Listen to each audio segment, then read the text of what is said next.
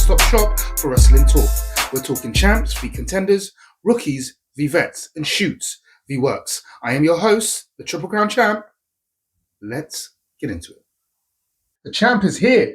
So let's talk about NXT and the road to NXT Battleground. So now, this was a video I wasn't planning to do.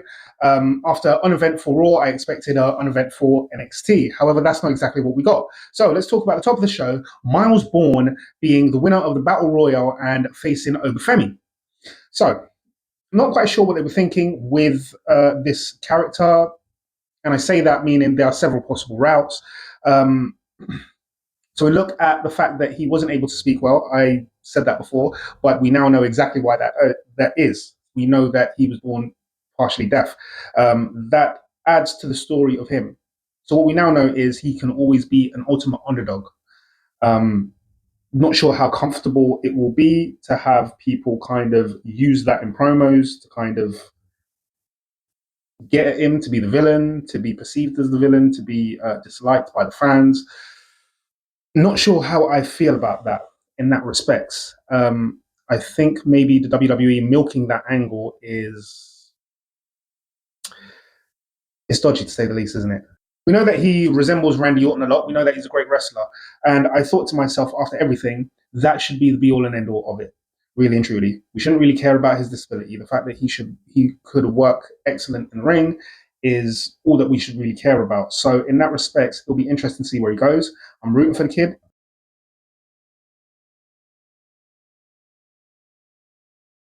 I'd like to see him go closer to the top of the card, but we don't know how good his ability is. We can see that he needs a lot more work. So pushing him right now may not be the best thing, but perhaps that's not what the WWE are doing. They are simply trying to figure out if he is someone who can work within that sphere and within that spot and possibly be a main eventer. I don't think he's going to pick up a major title until he gets to the main roster. That's probably the thinking. Just build him through NXT. Just get him working as many matches as possible. So that brings me on to the next side of it, the D'Angelo family. Now, the D'Angelo family line has always been a little bit boring to me. I've never really found that kind of mafia angle. We're working in kayfabe, I understand, but it seems a little bit wild and ridiculous to me. It's almost the same as when you see people trying to portray gangsters of a certain yoke who are black. I feel exactly the same way about that. I find the characters a little bit generic and I don't really like them, despite the fact being someone from that community and liking that type of music and that type of culture. When it's portrayed in wrestling generally, I don't like it. The performer has to give me a lot more. And I find exactly that with the whole mafioso angle. I remember Full-Blooded Italian. I remember, Santino wasn't necessarily that, but there's been many of Italian wrestlers that kind of leaned into that kind of culture. And I've never really liked it. I must say, though, D'Angelo is a wrestler that has gotten extremely strong in his ability over the years that I've been watching him. When I first watched him, obviously, as I said, I don't like the gimmick. He didn't seem to be all that good a wrestler, but he has stepped up that ability somewhat significantly. His performance, we all know, as the boss, the Don, is second to none. He's very good at that. So I would say, I'm not sure how it will carry to the main roster, but one day it will. It can either go one of two ways. It will either fall flat on its face or it will become something like LA Knight's gimmick and it will be massive. Aside from that, he's a likable character. He's a likable guy. So we'll see where that goes. As for Stacks is logical to me. He was always going to go heel at some point. He had been in the shadow of the D'Angelo family and D'Angelo himself. So it's logical for both a wrestler and for the character the wrestler plays to kind of step out of the shadow and become his own man. So working this story is interesting. I would be more interested to see what happens after if he works his way out of the character of Stacks and becomes something a little bit different. Because maybe Stacks, the character, was something thrust upon him and he worked with it and he did pretty well with it. Otherwise, the building for the match, I think they always craft something interesting for the Don. The Dark State stuff was the same, much the same, kind of working outside in a parking lot on location, moving around in the car, that kind of thing, in restaurants, portraying different types of storyline. I always thought NXT did that fairly well with the D'Angelo family. So as far as storytelling, I don't know how much of that is him, D'Angelo, or Stacks versus how much is the actual company, but it stands considerably different from everybody else's promos.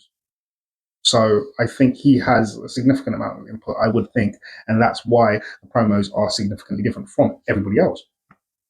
So let's move on now. Just quick point to say, I really like Fallon Henley, and I think since she's lost the NXT North American Women's title, it'll be interesting to see where she goes from here on. She seems to be a logical replacement for something like Mandy Rose. Not to say that Mandy Rose was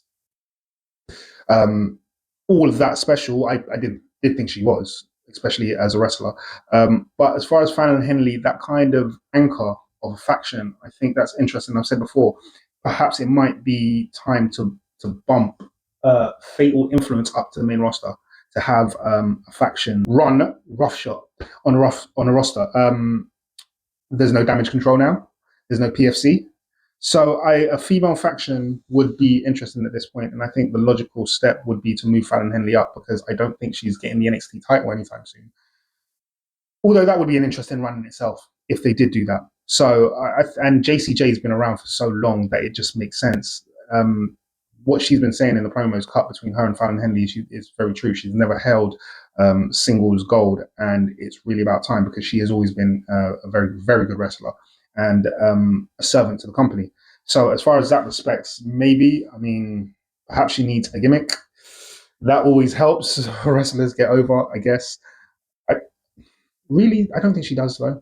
I don't think she does. I think she's a great wrestler in her own right, and she has something of a fan base, I'm noticing, on NXT TV and online as well. So when I come across a lot of posts and stuff about NXT, I find that there's actually a fan base for JCJ, which I didn't know about. I knew there was one for Gigi Dolan.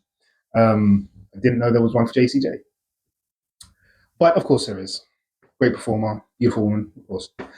Let's move on to Thea Hale and Taylor Paxton.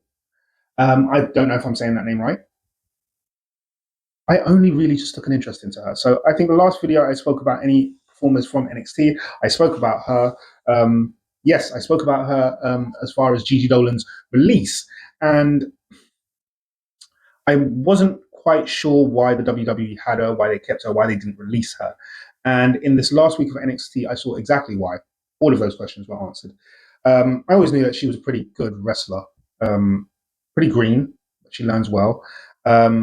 And it always interested me because, if I'm not mistaken, she is one of the many gymnasts. I don't quite understand how Division 1, Division 2, 3 schools and sports teams or whatever, how that works in America. But I gather she is from that yoke as far as gymnast goes. So that would put her in the same category as Hilani Jordan and Tiffany Stratton. Although she doesn't necessarily wrestle as such. She's got a couple of flips and cartwheels and stuff. Very well done. That, I think, is the only reason you can see. You can see that she's done something in the way of gymnastics purely by the way she cartwheels and flips. You can just tell. Aside from that, there's nothing else that alludes to that. Her character of this gothic, whatever that is quite interesting. It's quite interesting. And the turn she has made recently, as far as the release of Gigi Dolan and her character taking that as a betrayal, that she's been abandoned and everyone leaves, is very interesting, especially if you consider the match she had with Thea Hale. I remember watching the match and watching the story being played out, that I thought was just a ridiculous story when they were setting it up backstage. But when they got to the ring, she made it so. She made it happen. She made it. It was a great performance. The smeared makeup tears and the screaming certain things within the match. It was a great match. And I thought that this match has to end in a count out or disqualification. Because quite frankly, Thea Hale is also a great character. I see a little bit of Daniel Bryan in her as far as the future goes. She is another one that will be able to sell an underdog story because she is so lovable, she is so sweet, she's so cute. Everybody roots for Thea Hale. So that being said, Thea Hale being back on the roster very recently and seemingly having a push, Thea Hale couldn't lose the match. But to validate what Paxton is going through, she also couldn't lose the match. So it was very interesting, and I'm glad they did it that way, in the way that the character was disqualified for the severity of their behavior. I thought that was brilliant storytelling. It keeps both characters intact. Yeah. So as I said, that performance showed me why that character is still with the WWE, why they won't let her go, and why she is probably a character we need to look at for the future. And I say that in the respects of, for me, every gothic character that comes into wrestling, I seem to match them up versus Daphne. Anybody remember the character Daphne? Now, some of you might remember her from TNA. I remember her mostly from TNA, but I believe she was at the end of WCW as well, and did a lot of stuff on the indie circuit. Um, Daphne was a character that was just really interesting to me.